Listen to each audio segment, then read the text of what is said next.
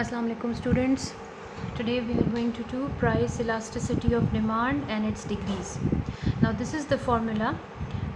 Price elasticity, it can be denoted by small ed or capital Ed, or in some books it's even eta d is also written, and it can be denoted by any.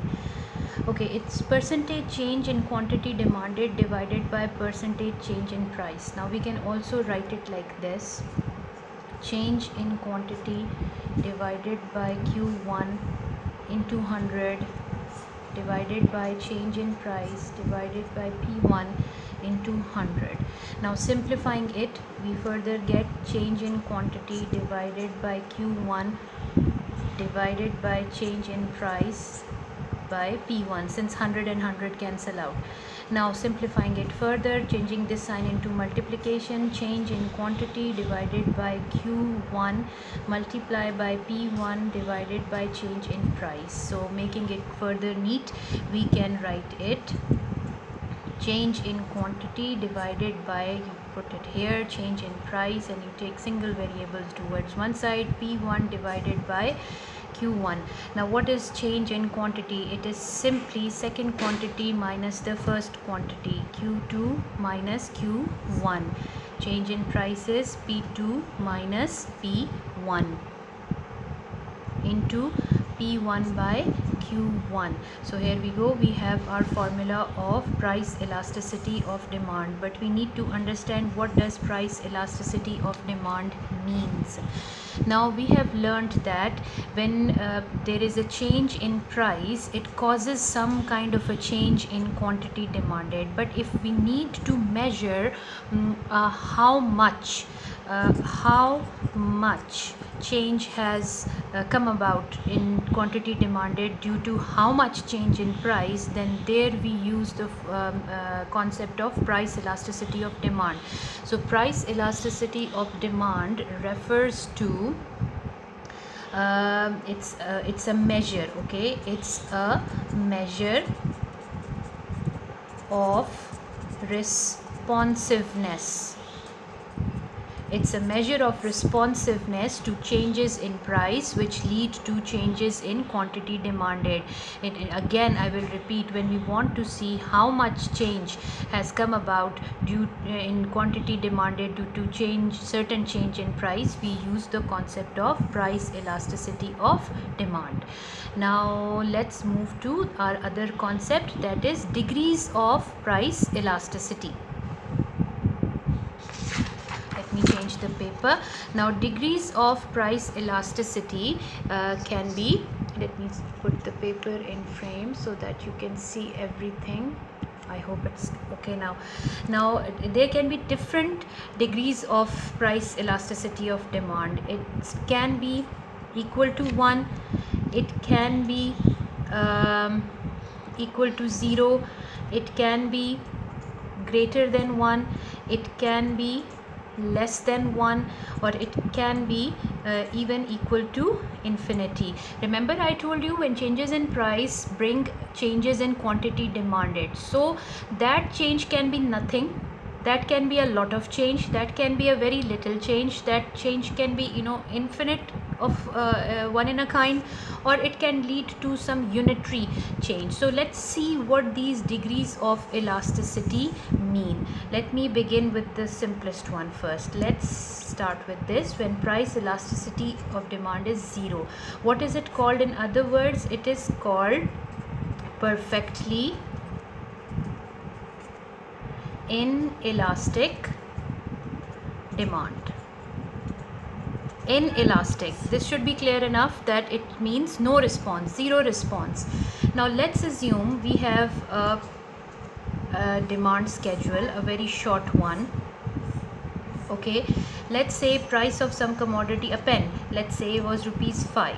At rupees 5 I was demanding 10 pens. The price doubled, it became 10, and even when the price doubled, I kept continue using same pen. Now here I am actually defying the law of demand. When price technically rises, the demand should fall, but it can happen that we may not change our demand. So this is what is happening here. some percentage change rise in price has called 0% change in quantity demanded. So my demand is called perfectly inelastic. Let me put it into that formula. That formula was Q2 minus Q1 P2 minus P1 into P1 by Q1. Now here this is my P1, P2, this is my Q1 and my Q2. So let's put in the values. Q2 minus Q1, 10 minus 10 into P1 is 5, Q1 is 10, P2 is 10 minus 5.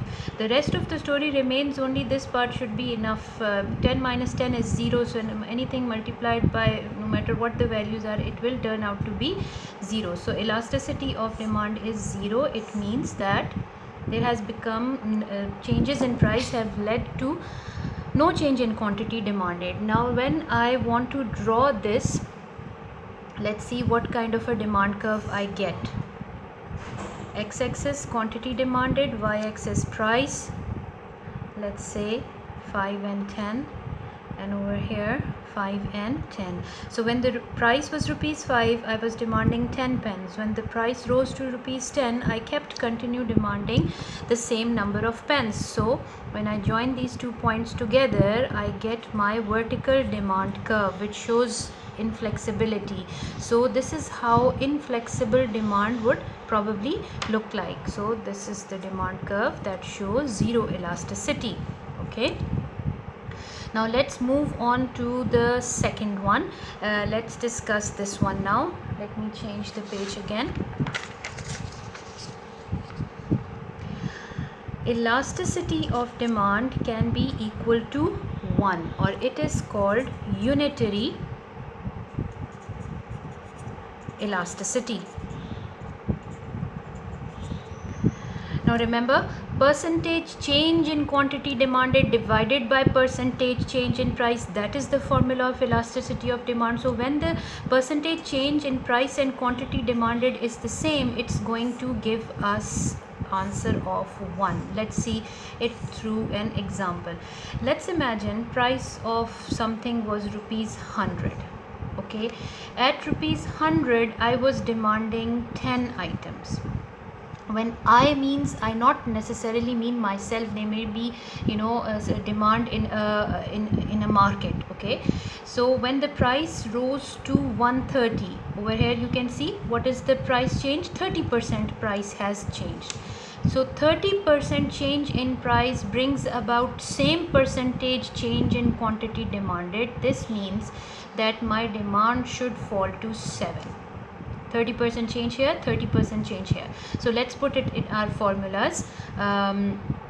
Elasticity of demand. Now I'll quickly put it in the formula. P1 Q1 P2 Q2. Q2 minus Q1, 7 minus 10. P2 minus P1, 130 minus 100 into P1, 100 divided by Q1, 10. 7 minus 10, 3, 30. It should have minus 3 into 100 divided by 10. So the answer is minus 1. Now when we are interpreting price elasticity of demand, we ignore the negative sign. Okay, we ignore it. What does the negative sign simply means? Negative sign simply shows the inverse relation of price and quantity demanded. Okay, so when we are interpreting it, we ignore this. So the answer is 1. Ignoring the negative sign. This means that whatever percentage change came in the price of the commodity, it brought about same percentage change in quantity demanded. Now what will its graph look like if we plot it?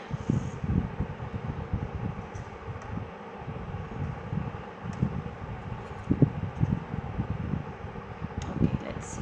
We begin. It's 100, 130. So let me say it's 50, 100, 150, 1, 2, 3, 4, 5, 6, 7. Okay, I should have drawn it further. Anyways, now at price 100, 10 quantities were demanded, 8, 9 and 10. Okay, so here is, I'm going to have my point somewhere here, 10. Now on price 130, let's assume this is 130, 7 were demanded. Okay, so when I join these 2 points together, I get this type of a curve, DD dash. Let me join it and show you the changes in price levels. I hope I get it right on this piece of paper. Nope, they're going all the way from here and there. Anyways, the idea is going to be clear, that whatever percentage change was brought about in the prices brought about same percentage change in quantity demanded, and this is how our graph will look like. If I had chosen better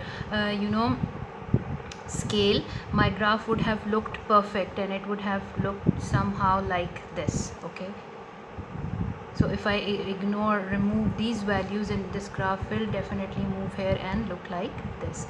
So this was what unitary elasticity is. Okay, same percentage change in price as percentage change in quantity demanded. Moving on to the next one.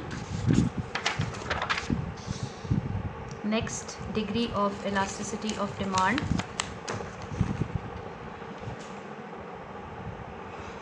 Now let's discuss when elasticity of demand is greater than 1. Now this is called relatively elastic demand or elastic demand. Both terms are used for it. Elastic demand. Now when is demand elastic? When a small percentage change in quantity demanded brings about a bigger percentage change, a small percentage change in price brings about a bigger percentage change in quantity demanded. That is the situation of elastic demand. Let's study this with the help of a table. Let's say we have price and quantity demanded. Let's say our price was rupees 100 and it 5% change came in its price, or let's say 10%, the price became 110. Now when the price was 100, I was demanding 10 items, but when the price rose to 110, my demand became 4. Now what can you observe here? There is only 10% change in price over here, but my demand has dropped almost 60% here. So if I put it in that formula, I'll directly put it in that formula. I won't write it again. P2 minus P1, that is 110 minus 100, sorry, Q2 minus, it should come in the numerator, Q2 minus Q1, so 4 minus 10 divided by P2 minus P1 into P1, that is 100, divided by Q1, that is 10. What do we get? Minus 6 divided by 10 into 100 divided by 10. Okay, you start cancelling. What is our answer? Minus 6. Elasticity of demand is greater than 1, way greater than 1, because definitely we are ignoring the sign 0. Again, what does zero sign negative sign means? Negative sign only shows inverse relation between price and quantity demanded. If ever you get a positive sign, this means that the relation between that particular commodity and its price will be positive. Anyways, in this case our demand is greater than 1, that is why it is called elastic demand. Now if we draw it, what kind of a curve are we going to get? Relatively flatter curve. quantity demanded and price, let's say 50, 100 and 150, 2, 4, 6, 8, 10. Now on price 100, 10 items were demanded, and on price 110, which is almost here, 4 items were demanded. So this is our demand curve D dash, which is relatively flat. So this shows that elasticity of demand is greater than 1. Okay, why was it greater than 1? It was greater than 1 because there, in this example, there was 10% change in price. A smaller percentage change in price brought about a bigger percentage change in quantity demanded, 10% versus 60%. This means that the price did not rise that much, only by 10 rupees, but the quantity demanded fell a lot. Okay, so such kind of demand is called highly elastic or simply elastic demand. Okay, now let's discuss our next case where elasticity of demand can be less than 1. It is called less elastic demand or relatively less elastic demand. Let's discuss a case. We will draw a demand schedule for it as we drew for the previous cases. Now what happens in this case? It happens that a bigger percentage change price causes a smaller percentage change in quantity demanded. For instance, let's say the price was rupees 100. The price rose by 60% and became 160. At rupees 100, 10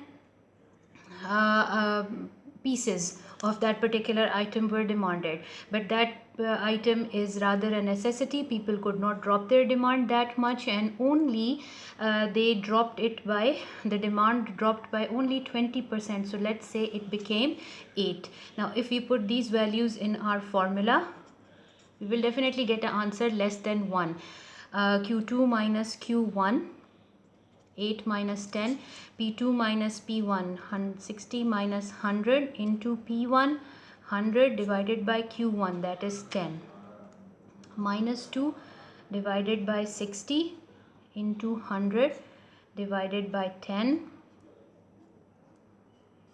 So we have minus 1 by 3.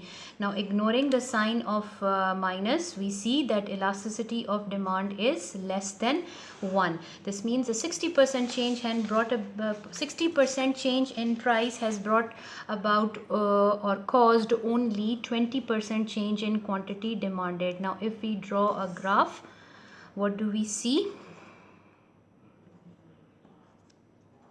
Let's say we have 2, 4, 6, 8 and 10 here, and over here 50, 100 and 150. So 160 should be here.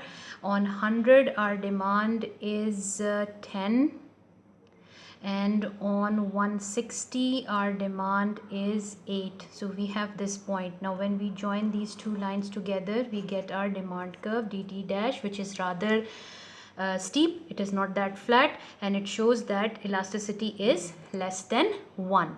Now let's discuss the last case where elasticity can be infinity. This is also called infinitely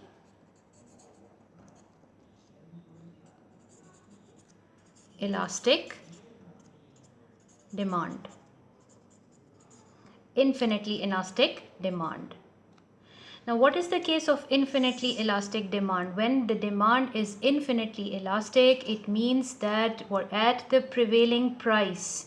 Let's say P1 is the prevailing price of any commodity.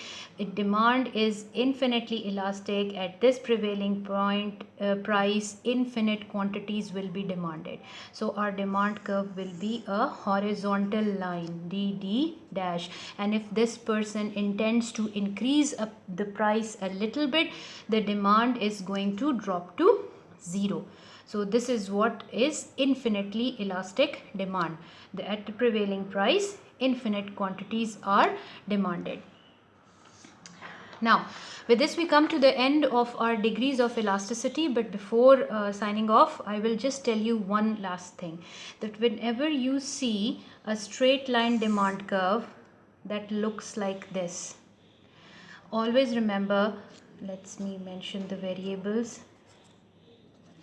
Right in the middle of such demand curve, dd dash, your elasticity of demand is always going to be 0.